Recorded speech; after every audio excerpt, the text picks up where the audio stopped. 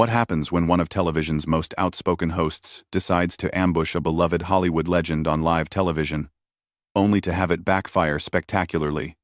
Today we're diving into the explosive confrontation that left Joy Behar scrambling to regain control of her own show, while Johnny Depp delivered some of the most devastating responses ever captured on daytime TV.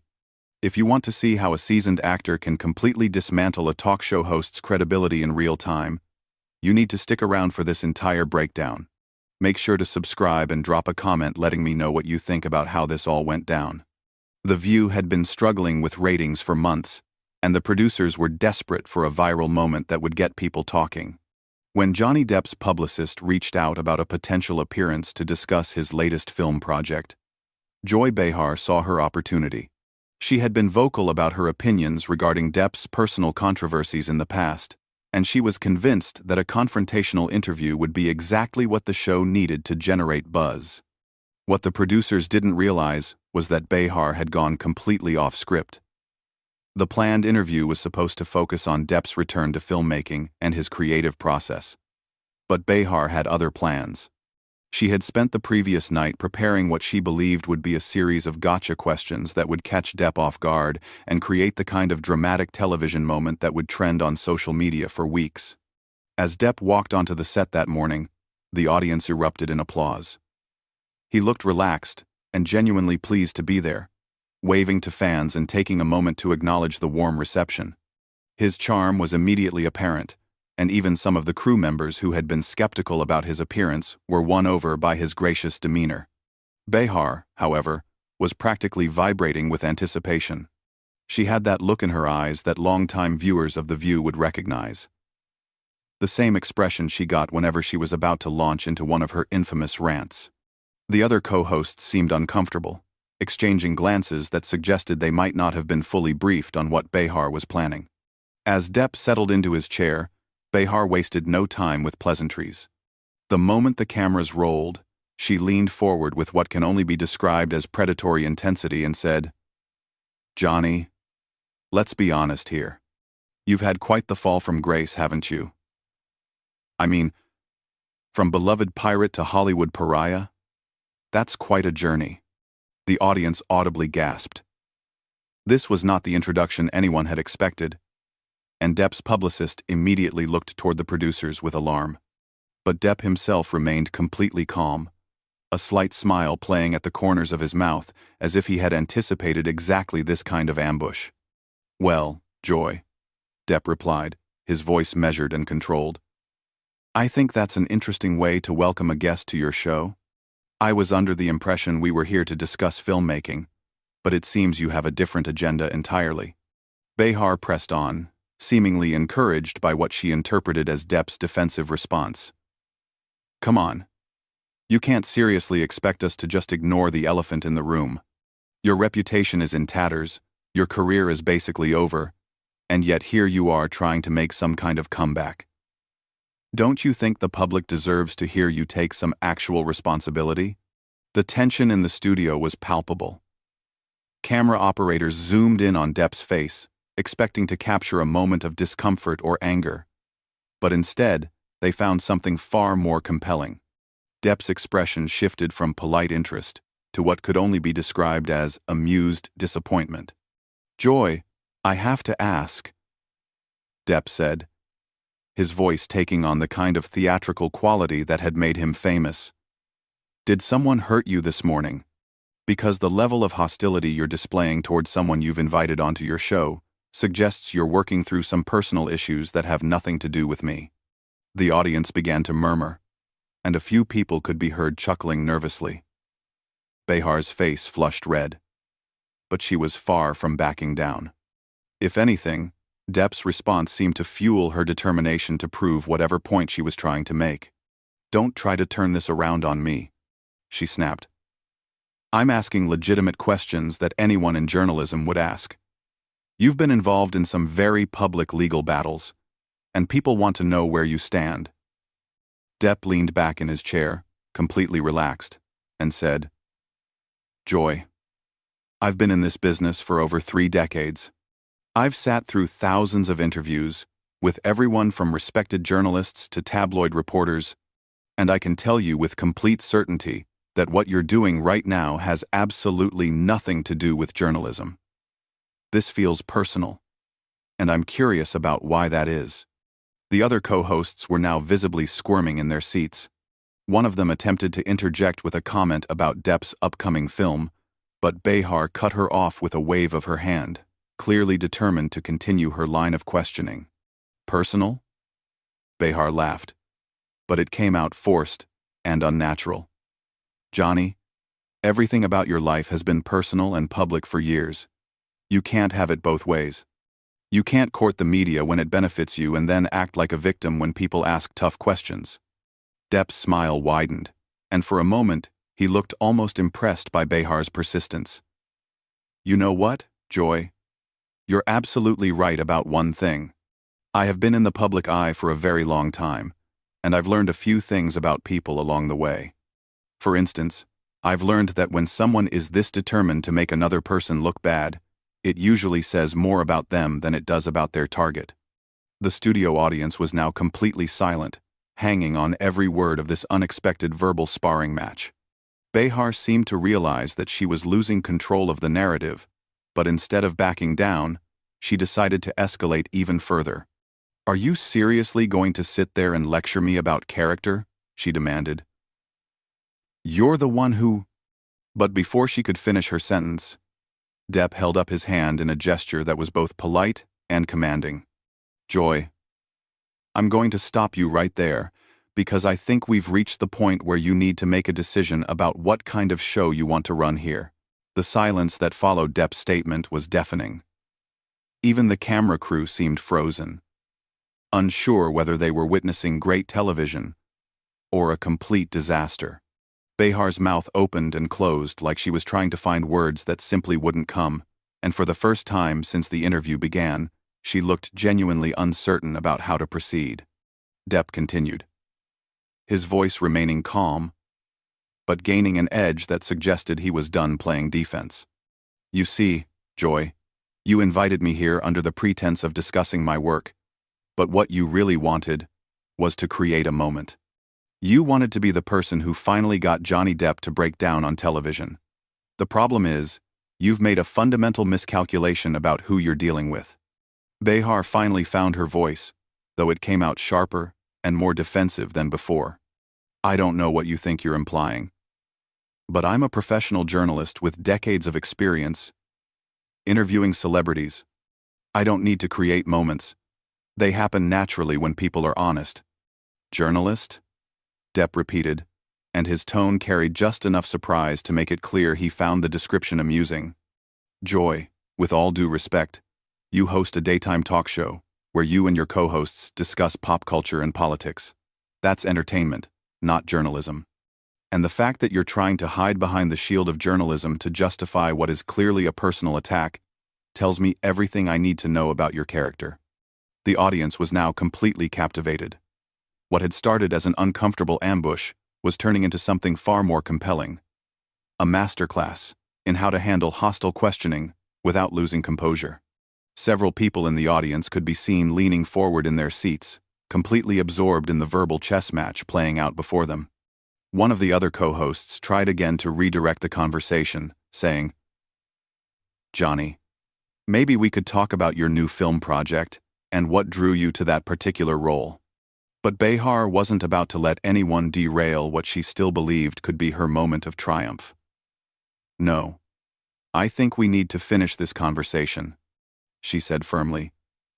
Johnny seems to think he can come on this show and turn the tables by attacking me personally, but I'm not going to be intimidated. Depp laughed, and it was a genuine sound of amusement rather than mockery. Joy, I haven't attacked you personally. I've simply pointed out that your approach to this interview is unprofessional and appears to be motivated by something other than legitimate curiosity about my work. If you want to call that an attack, then I think you're proving my point about this being personal for you. Behar's face was now bright red, and her voice rose as she said, You want to talk about unprofessional? Let's talk about someone who thinks they can waltz back into Hollywood after everything that's happened, and expect people to just forget about their behavior. There it is. Depp said softly, but his words carried clearly through the studio. Now we're getting to the real issue, aren't we? You're not upset about anything I've done professionally. You're upset because you've decided that I should be punished, and the fact that I'm still working, still creating, still being invited onto shows like yours, that bothers you on a personal level. The accuracy of his observation seemed to hit Behar like a physical blow. She sat back in her chair, clearly struggling to formulate a response that wouldn't confirm what Depp had just suggested. The other co-hosts were now looking everywhere except at their colleague, obviously uncomfortable with how far this had gone. I think, Depp continued, what's really happening here is that you've appointed yourself as some kind of moral arbiter for the entertainment industry. You've decided who deserves redemption and who doesn't. And you're frustrated that the rest of the world doesn't necessarily agree with your assessment. Behar finally exploded. Don't you dare try to psychoanalyze me. I have every right to ask tough questions. And if you can't handle that, then maybe you shouldn't be doing interviews. Joy, Depp said, his voice dropping to almost a whisper, forcing everyone in the studio to strain to hear him. I've handled tougher questions from actual journalists who knew how to ask them without making it personal. What you're doing isn't tough questioning. It's just mean-spirited. And the fact that you can't see the difference is deeply concerning. The camera caught Behar's reaction perfectly.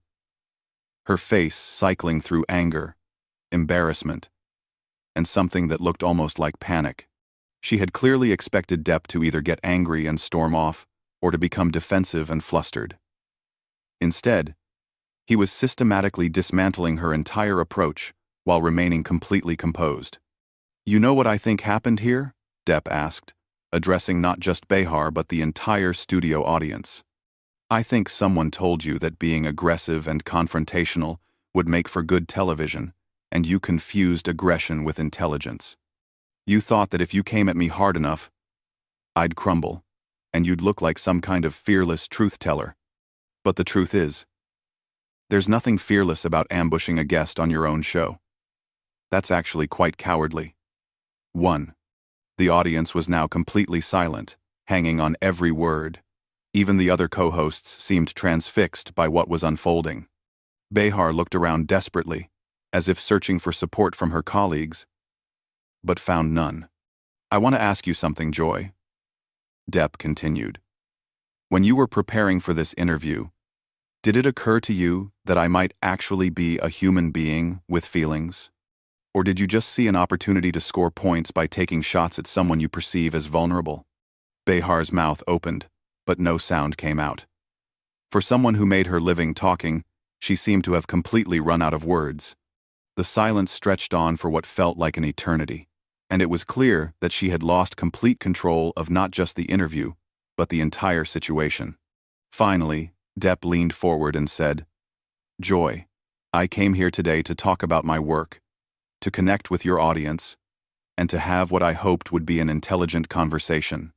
Instead, I've been subjected to what feels like a personal vendetta, disguised as journalism.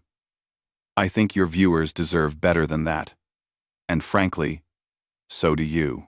The weight of Depp's words hung in the air like a challenge that everyone in the studio understood but no one knew how to address.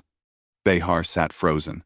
Her usual quick wit completely abandoned her, and the longer the silence stretched, the more obvious it became that she was in way over her head. The camera operators were getting shots that would become legendary, capturing every micro-expression of her growing panic. One of the producers could be seen frantically gesturing from behind the cameras, clearly trying to signal for a commercial break. But Behar either didn't see the signals or was too proud to take the lifeline being offered. Instead, she made what would prove to be the biggest mistake of her career by deciding to double down on her failed strategy. You know what, Johnny, she said, her voice shaking with barely controlled rage. You can sit there and act like the victim all you want, but everyone watching this knows exactly what kind of person you really are. You can't charm your way out of the truth forever. The moment those words left her mouth, something shifted in Depp's demeanor. The patient, almost amused tolerance he had maintained throughout the interview vanished, replaced by something far more dangerous. When he spoke, his voice carried a cold precision that made everyone in the studio sit up and take notice. "Joy, I want you to listen very carefully to what I'm about to say. Because this is important. You just accused me of being a bad person on live television without offering a single specific example of wrongdoing. That's not journalism. That's not entertainment. That's defamation. And the fact that you think you can do that without consequences tells me that you've been surrounded by yes people for so long that you've forgotten how the real world works." Behar's face went pale as the implications of what she had just done began to sink in.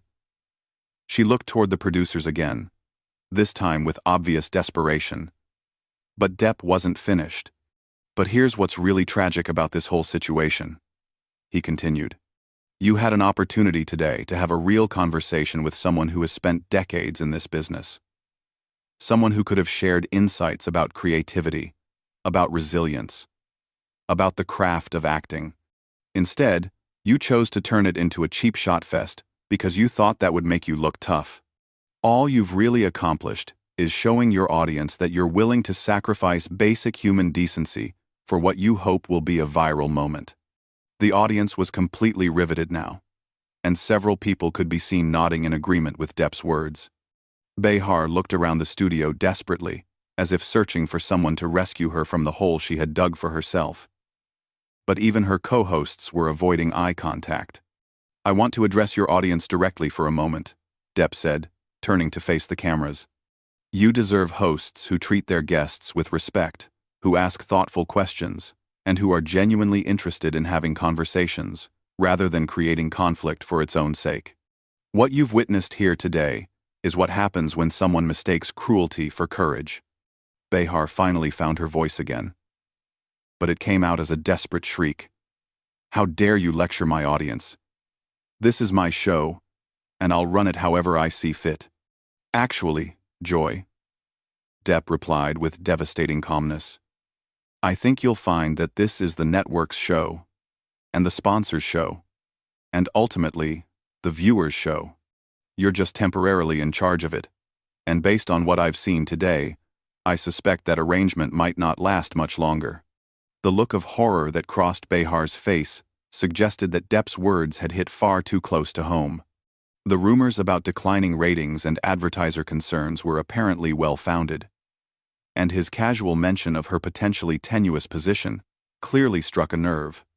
"I think," Depp continued, "what we have here is someone who has become so comfortable with being mean that they've forgotten how to be anything else. You've built your career on being the person who says what others won't. But somewhere along the way, you confused being honest with being cruel. And now, when faced with someone who won't be intimidated by your tactics, you don't know what to do." Behar stood up abruptly, her chair rolling backward with such force that it nearly knocked over one of the stage lights. She shouted, "I don't have to sit here and listen to this." "Actually," Depp said, remaining perfectly seated and composed, "you invited me here. So yes, you do have to sit here and listen to this. Unless, of course, you want to walk off your own show, which I suppose would be one way to handle the situation." The challenge in his voice was unmistakable, and Behar seemed to realize that she was trapped. If she walked away, she would look weak and unprofessional. If she stayed, she would have to continue enduring what was essentially a public dismantling of her credibility. Either choice would be humiliating, but walking away would be admitting defeat. She sat back down heavily, but her attempt to regain control was pathetic to watch. "We're going to take a commercial break," she announced, her voice barely steady. "No," Depp said firmly. "We're going to finish this conversation first." The power dynamic had shifted so completely that even Behar's own crew seemed to be taking orders from Depp now. Nobody moved to cut to commercial, and the cameras kept rolling as he delivered what would become the most quoted lines of his entire career. "Joy, I want you to remember this moment," he said, his voice carrying the kind of theatrical weight that had made him one of the most respected actors of his generation. I want you to remember what it feels like to realize that your cruelty has consequences. Because someday, when you're wondering why people stopped taking you seriously, why your show got canceled, why your friends stopped returning your calls, you'll think back to today and understand that it all started with your decision to be needlessly cruel to someone who came here in good faith. Behar finally cracked completely. Tears started streaming down her face as she shouted, "Cut the cameras! Cut them now! This interview is over." But the damage was already done. As the studio erupted in chaos, with producers running around, trying to figure out how to salvage the situation, Depp sat calmly in his chair, looking like a man who had just taught a masterclass in how to handle a bully. The footage would be online within hours,